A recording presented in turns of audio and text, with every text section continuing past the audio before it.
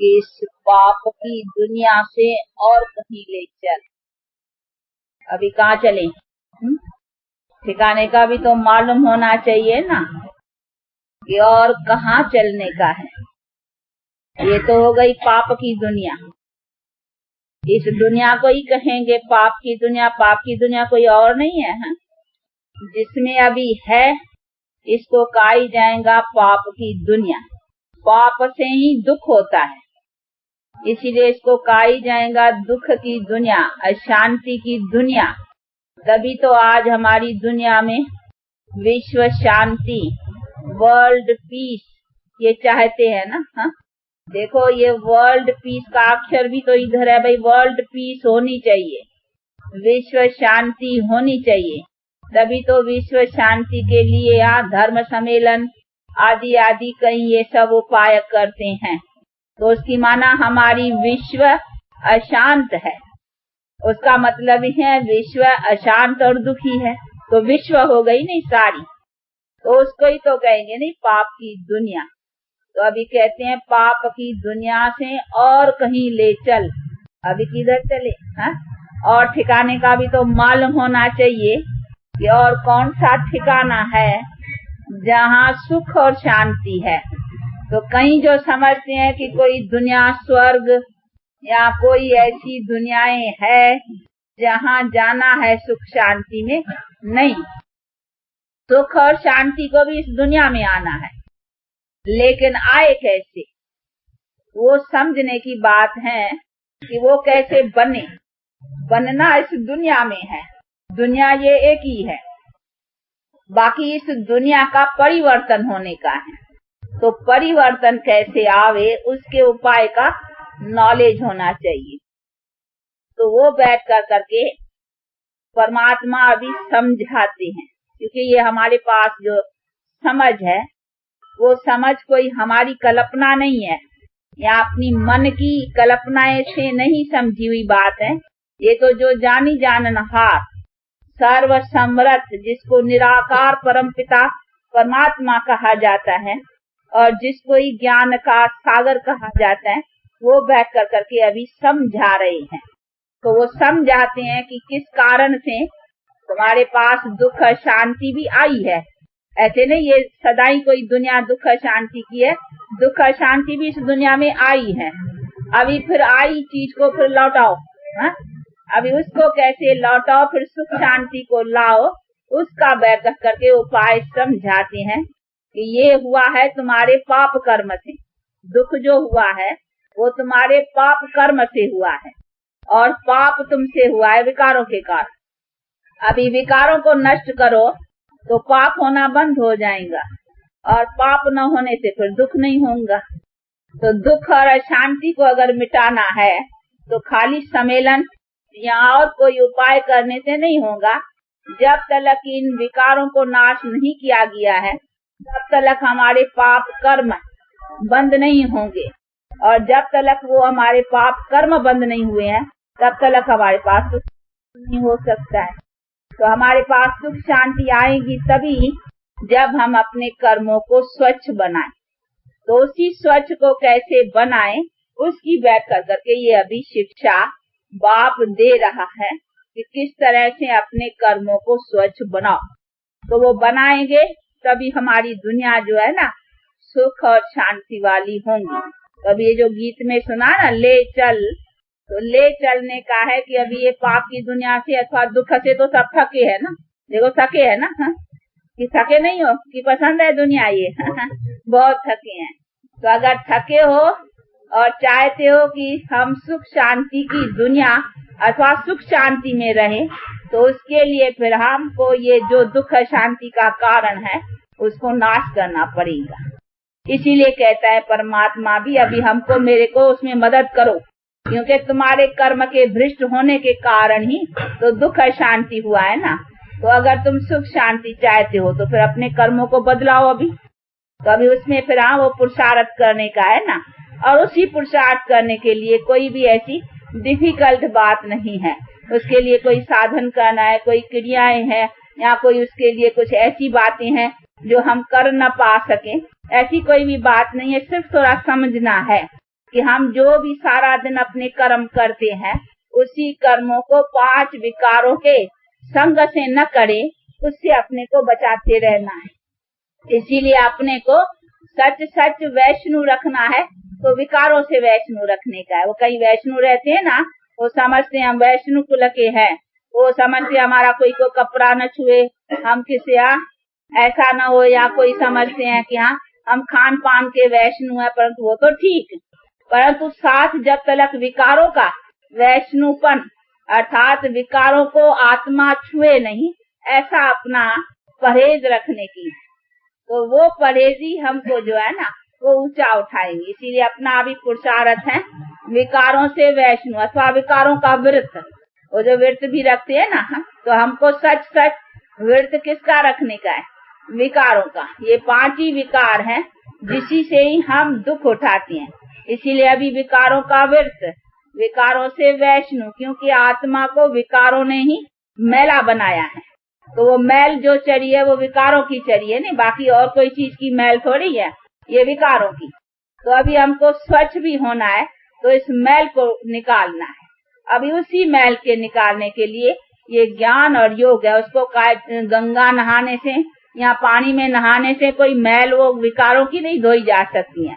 उसको धोने के लिए तो फिर हमको ज्ञान और योग का बल चाहिए। इसीलिए बैठ कर करके अभी ये ज्ञान और योग, योग का मतलब ही है उस परम पिता परमात्मा को याद करना। योग का मतलब ये नहीं है कि आसन लगाना या कोई किसी मूर्ति का बैठ कर करके ध्यान करने का है, नहीं। ये है हमको चलते फिरते खाते पीते उस परम पिता परमात्मा की याद रखनी, परंतु वो भी याद तभी हो सकेगी जब पहले पहले उनका परिचय होना चाहिए।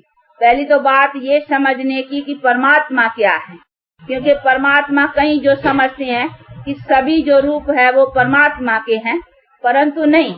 परमात्मा जिसको निराकार कहा जाता है, उस निराकार का भी ज्ञान होना चाहिए कि निराकार परमात्मा कौन सी चीज है। तो निराकार परमात्मा कौन सी चीज है, वो तो हमारी पास इस भारत में उसकी प्रतिमा की भी मान्यता है, जिसको शिवलिंग कहा जाता है। पर तो कई इस शिवलिंग के प्रतिमा का भी अर्थ नहीं समझते हैं। वो तो समझते हैं शिव और शंकर जो है ना वो एक ही है। वो जो आकार का भी देखते हैं ना, वो जटाएं बटाएं सांप आम परा हुआ होता है, मूर्ति दिखलाती हैं, परंतु वास्तव का करके परमात्मा जिसको कहा जाता है वो उस निराकार को, जो शिवलिंग की प्रतिमा है। आप लोगों ने देखा होगा वो रामेश्वर का भी एक मूर्ति दिखलाती हैं। यहाँ कई मूर्तियों में ऐसा भी है कि सभी देवताएं जो है ना वो शिवलिंग के आगे हाथ जोड़ कर करके खड़े हैं। उसमें कृष्ण, राम आदि सब, ब्रह्मा विष्णु शंकर सभी देवताएं आ जाते हैं जो शिवलिंग की बैठ कर करके मान्यता करते हैं। तो उससे सिद्ध होता है कि सभी देवताओं के भी ऊपर वो निराकार परमपिता परमात्मा है, जिसी का मान्यता देवताएं भी करते हैं। तो ये समझने की बातें हैं कि हमारा परम पूज्य परम पिता जिसको कहा जाता है वो सब का पिता, देवताओं का भी पिता उसी निराकार परमात्मा को कहेंगे। तो वो जो शिवलिंग की प्रतिमा है असल में ये यादगार है उसी निराकार परमात्मा की। तो निराकार परमात्मा जिसको ज्योतिर्लिंगम कहा जाता है अथवा ज्योति रूप, परंतु वो लिंगाकारी को या स्टॉल लाइक बिंदियां है तो एकदम छोटी सी। तो ये सभी चीजें समझने की कि उसी निराकार परम पिता परमात्मा, जो हम आत्मा भी वैसे निराकार हैं। आत्मा को भी तो इस आंखों से नहीं देखा जाता है ना, ये तो शरीर है जो इस आंखों से देखा जाता है, लेकिन आत्मा को तो इस आंखों से नहीं देखा जाता है, तो उसको भी निराकार कहेंगे। निराकार का मतलब ये नहीं है कि उसका कोई आकार नहीं है। कई ऐसे समझते हैं कि उसका कोई शेप, कोई आकार कुछ है ही नहीं उनका, परंतु नहीं, निराकार का मतलब ही है कि हाँ ये मनुष्य जैसा उसका शेप या शक्ल नहीं है, बाकी उनका अपना आकार अथवा ज्योति रूप निराकार जिसको कहा जाता है वो है तो जरूर ना। ऐसे बिना आकार या बिना कोई यहाँ रूप के कोई चीज है ही नहीं। ये जो आवाज है ना हम बोलते हैं तो इसका भी रूप है। अगर इसका रूप नहीं होता ना तो लंदन में बोलते हैं, गीत गाते हैं हम रेडियो के जरिए, यहाँ जो सुनते हैं तो नहीं तो सुन नहीं सके। तो उनका भी रूप है जिसको अंग्रेजी में वेव्स कहते हैं, तभी तो वो इंस्ट्रूमेंट के जरिए उसको कैच कर सकते हैं। वहाँ बोलते हैं वो आवाज को कैच करते, तो आवाज का भी तो रूप है ना, पर तो आवाज का इस आंखों से दिखाई नहीं पड़ता। अभी हम बोल रहे हैं, ये क्या चीज आवाज है जो आपके कानों तक आ रहा है, आप देखते हो इस आंखों से। तो इस आंखों से तो इस दुनिया की भी कई चीजें नहीं देखी जा सकती हैं। तो उसका मतलब ये नहीं है उसका कोई रूप ही नहीं है, रूप है, लेकिन इस नजर से वो बड़ा सूक्ष्म है, इसीलिए इस आंखों से नहीं देखी जा सकती है। परंतु हाँ, वो परमात्मा तो और ही सूक्ष्म चीज है ना, इसीलिए इस आंखों से भले नहीं देखी जाती हैं, दिव्य दृष्टि से देख भी सकते हैं, परंतु वो दिव्य दृष्टि से देखा ना, परंतु उस चीज का ज्ञान होना चाहिए। तो ये चीजें समझने के, जिसको परमात्मा कहा जाता है, निराकार, और जिसकी यादगार हमारे भारत में मानी पूजी भी जाती है, परंतु कई इस बात को जानते नहीं है कि ये किसकी मान्यता है। वो राम का, रामेश्वर का भी चित्र है, तो राम भी देखो उसको बैठ कर करके उनका पूजन कर रहा है, तो उसका मतलब है उसके भी ऊपर कोई है ना। तो ये है वो अथॉरिटी सर्वशक्तिवान परमपिता परमात्मा की, जिसको ही परमात्मा कहा जाता है। तो अभी ये समझना है, तो उनको भी यथार्थ रीत से समझ करके उसके साथ भी हमारा कौन सा रिलेशन है। जैसे हर एक, देखो हम लौकिक रीति से, लौकिक का मतलब है जो जन्म देने वाले माता पिता हैं, तो हाँ, उनका अपन बच्चे कह करके उनको पिता कहते हैं, क्योंकि उसने उसको पैदा किया है। तो ये भी समझने की बात है कि आत्मा का जो पिता है वो उसी परम पिता परमात्मा को कहेंगे। इसी हिसाब से हर एक के दो बाप हैं, एक शरीर का पिता जिसको हर एक ने अपने अपने पिता से जन्म लिया है, और दूसरा है आत्मा का पिता। तो अभी उसी पिता से भी रिलेशन होना चाहिए, जिसी से ही हमारे सदा सुख के प्राप्ति का कनेक्शन है। तो अभी उसी बाप से कैसे रिलेशन, तो रिलेशन कहो या कनेक्शन कहो या योग कहो, बात एक ही है, परंतु वो योग कोई ऐसी दूसरी चीज नहीं है, उसको याद रखने का है। इसीलिए हम योग अक्षर को निकाल कर करके अगर याद अक्षर कहें तो और अच्छा, सिंपल है। नहीं तो योग से कहीं समझते हैं तो योग शायद कोई आसन लगाना है, या कोई ऐसा हठ योग या प्राणायाम या कई ऐसी बातें, क्योंकि योग आश्रम और बहुत योग के नाम पर बहुत स्कूल और ये सभी चीजें खोली हुई है ना, इसीलिए कहीं समझते हैं तो योग शायद कोई ऐसी बड़ी चीज है, परंतु वास्तव करके योग का मीनिंग है याद, और याद का मतलब ही है, जैसे यार देखो कॉमन भी किसी का किसी प्रति लगन होती है, प्रेम होता है, तो देखो वो याद आती है ना चीज, तो ये हमको उसको याद रखने का है, चलते फिरते खाते पीते। वास्तव करके योग इतनी इजी चीज है, याद के लिए क्या बैठ करके कोई आसन थोड़ी, किसको याद रखना होता है, वो आसन लगा के बैठना थोड़ी होता है, या कोई याद के लिए कोई हठ योग या कोई प्राण नहीं। याद जिसकी होती है, जिसके तरफ लगन होती है, काम भी करो लेकिन उसकी लगन उधर चली जाएगी, तो ये है उसको याद रखने की बात। परंतु वो याद आवे कैसी, ऐसी लगन बैठे कैसे, उसके लिए इन बातों को समझना है कि उनका और मेरा क्या कनेक्शन है। तो वो कनेक्शन को जब समझेंगे, उसके रिलेशन को समझेंगे, और उससे वो बैठेगा कि वो हमारे को क्या देने वाला है, उससे हमें क्या प्राप्त करना है, तो फिर हाँ, उनके तरफ हमारी लगन बढ़ेगी और उसी आधार पर उस चीज की याद रहेंगी।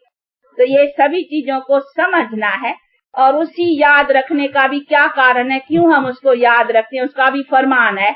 गीता में भी कहा है नहीं, मन मना भव, निरंतर मुझे याद करो। उसने भी कहा है स्वयं परमात्मा ने कि मुझे याद करो। क्यों कहा है कि मुझे याद करो, क्योंकि मुझे याद करने से तुमको वो शक्ति मिलेगी, वो बल मिलेगा, जो तुम्हारे पर पापों का बोझ है वो तुम्हारे पाप दगद होंगे। ये गीता के भी वर्षन हैं कि मुझे याद करने से तुम्हारे पाप दगद होंगे, अर्थात नाश होंगे। तो पापों को नाश करने के लिए उसको याद रखने का है।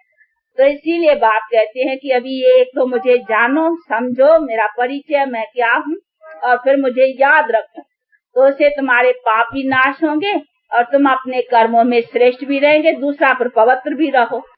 इसीलिए है कि बी होली एंड बी योगी, अर्थात अपने को पवित्र भी रखो। पवित्र का मतलब ही है 5 विकारों से कोई कर्म मत करो, तो उनको कहेंगे बी होली एंड बी योगी। तो मुझे याद करो, तो उससे क्या होगा कि याद करने से जो पहले किए हुए विकर्म है, अर्थात पाप का बोझा है, वो भी तुम्हारा नाश होगा। क्योंकि हमारे जीवन में 2 कर्मों का चलता है, एक जो किया है वो पाते हैं, दूसरा फिर बनाते भी जाते हैं जो पाना है। इसीलिए एक कर्म किया हुआ नतीजे में आ रहा है, दूसरा नतीजा बना रहे हैं। तो हमको दोनों तरफ को संभालना है। जो किया है वो भी अच्छा नहीं किया है, क्योंकि हम पाप कर्म करते ही आए हैं, तो वो भी तो हमारे सिर पर बोझा है ना। अभी दूसरा फिर हमको कर्म अपने स्वच्छ बनाने हैं, जिससे हमारे कोई कर्म ऐसे न बने जो हमारा कोई कर्म का खाता उल्टा जमा हो जाए। इसीलिए उसमें भी हमको खबरदार रहने का है। तो एक है प्लस, हाँ, दूसरी है माइनस, समझा ना। तो मैथमेटिक्स का हिसाब होते है ना। तो एक है कर्म खाता जो हमको माइनस करना है, काटना है, अर्थात हमने जो जोड़ा है वो उल्टा जोड़ा है। अभी दूसरा जो जोड़ते जा रहे हैं उसमें संभालना है कि हमारा कोई बुरा खाता न जुटे। तो एक प्लस को संभालना है और एक माइनस करना है। तो अभी माइनस वो कैसे होवे, वो होगा बी योगी। याद करने से वो हमारा पिछला जो पापों का खाता है वो माइनस होगा, और बी होली यानी पवित्र रहने से फिर हमारा खाता जो है वो बुरा न बनेगा, क्योंकि विकारों के संग से हम कोई बुरा काम नहीं करेंगे। इसी से हमारा नतीजा ये होगा कि हमारे कर्म श्रेष्ठ रहेंगे। तो इसीलिए परमात्मा का फरमान है कि अपने को, अपने कर्मों को अच्छी तरह से समझ कर करके, ये कर्म की फिलॉसफी कहो या कर्म की थ्योरी की तुम्हारे कर्म का खाता कैसा चलता है, उसको कैसे बनाओ, उसको ठीक रीति से बनाने के ज्ञान को समझो। तो अभी ये बैठ कर करके शिक्षा देते हैं कि तुम्हारे बनते तो रहते ही हैं, एक भोगते रहते हो, दूसरा बनाते रहते हो।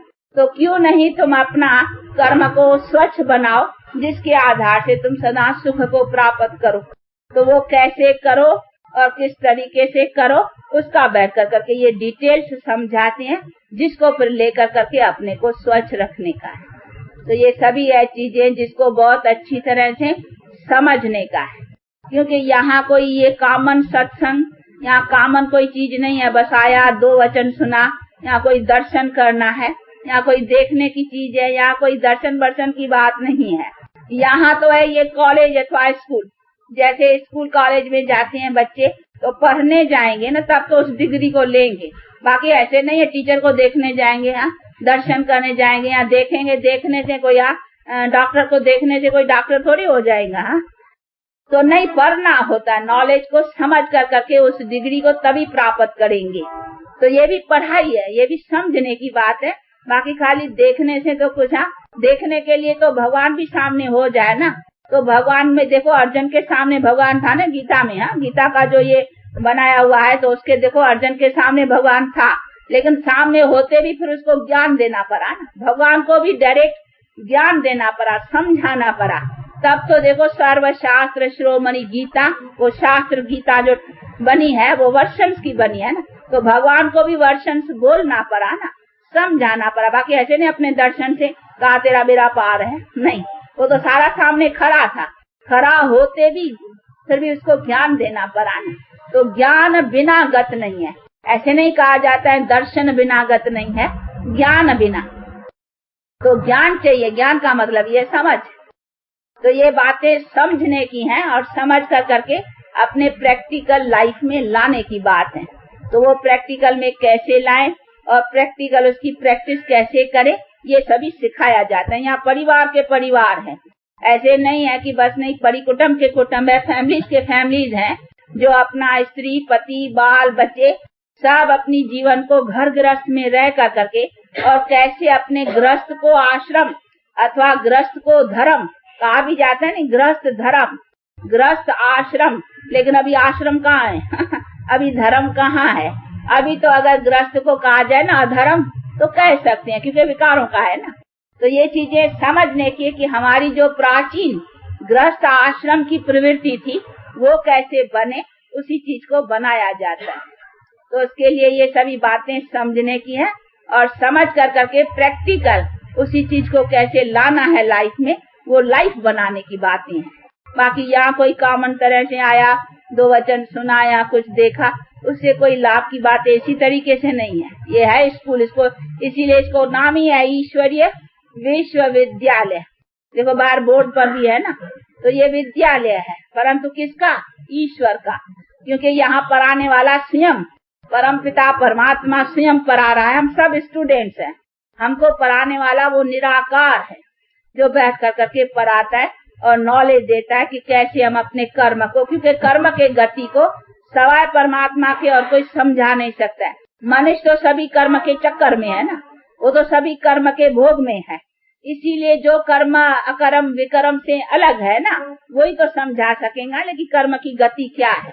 बाकी तो मनुष्य सभी कर्म के गति के चक्कर में है, इसीलिए जो चक्कर में है वो नहीं समझा सकेंगे, जो चक्कर से बाहर है वही तो समझा सकेगा ना।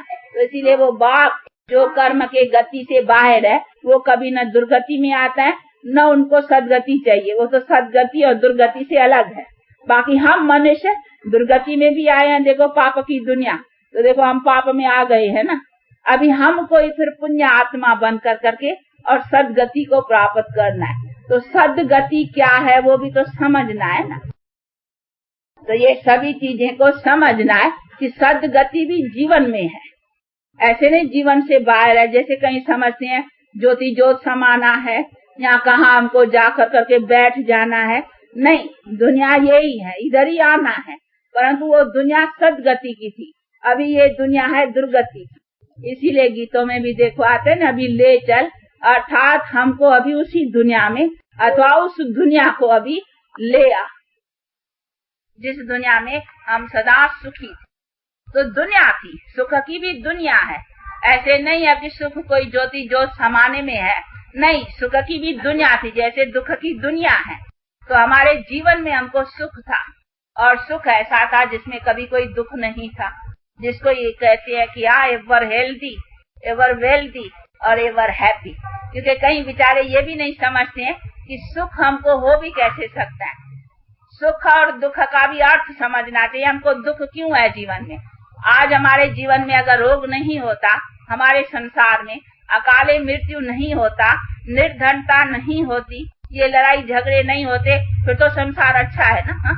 ये लड़ाई झगड़े की बातें न होती, न सब कुछ ये सब हंगामे होते, और न हमारे पास अकाले मृत्यु आता, हम अपने टाइम पर शरीर छोड़ते और शरीर लेते, और कभी कोई रोग आदि होता ही नहीं, न ये डॉक्टर्स न हॉस्पिटल, ये सब चीजें होती ही नहीं, और ये सभी निर्धनता आदि की बातें भी नहीं होती। सब अपने खाने पीने में अच्छे सुखी होते, सबको अपने सुख के साधन कंप्लीट पूरे होते, राजा प्रजा सब सुखी होते, फिर तो संसार अच्छा है ना। फिर तो नहीं कहते ना कि संसार में दुख है। तो दुख के कारण तो यही है ना। तो मनुष्य को समझना चाहिए कि हम काले संसार में दुख का कारण कौन सा है। दुख का कारण है ये रोग, अकाले मृत्यु, निर्धनता, लड़ाई झगड़े, ये सभी जितने भी दुख के कारण। अभी ये कैसे निकले, तो हमको है हमारे संसार से उन चीजों को निकालने का प्रयत्न सोचना। बाकी ऐसे नहीं है कि संसार से हम चले जाएं, इसका मतलब ये नहीं है कि संसार में सदा ही ये चीजें हैं, नहीं। ये रोग आदि, अकाले मृत्यु, ये सब पीछे आया है, नहीं तो हम कभी अकाले नहीं मरते थे, कभी हमारे पास रोग आदि नहीं होता था, कभी ये निर्धनता, धन नहीं, खाने पीने के लिए मनुष्य मोहताज, ये सभी बातें थी नहीं।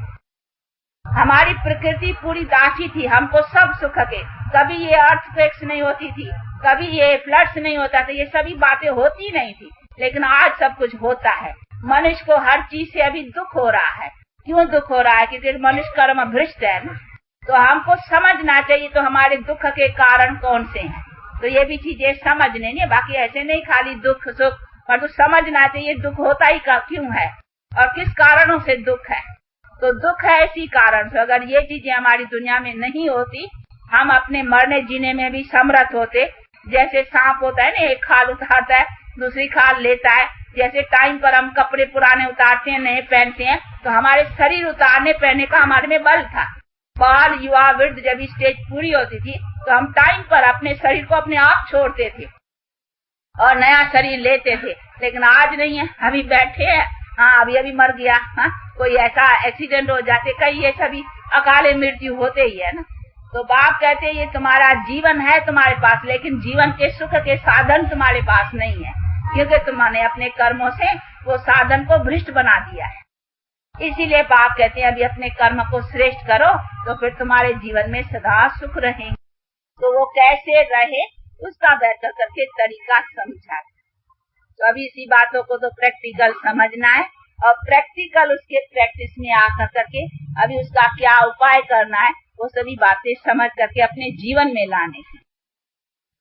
तो ये तो अभी थोड़े टाइम यहाँ, क्योंकि कभी कभी नए आते हैं ना, तो थोड़ा डिटेल्स ऐसी ऐसी बातें समझानी पड़ती हैं, क्योंकि उनको पता होना चाहिए कि लाइफ की एम क्या है।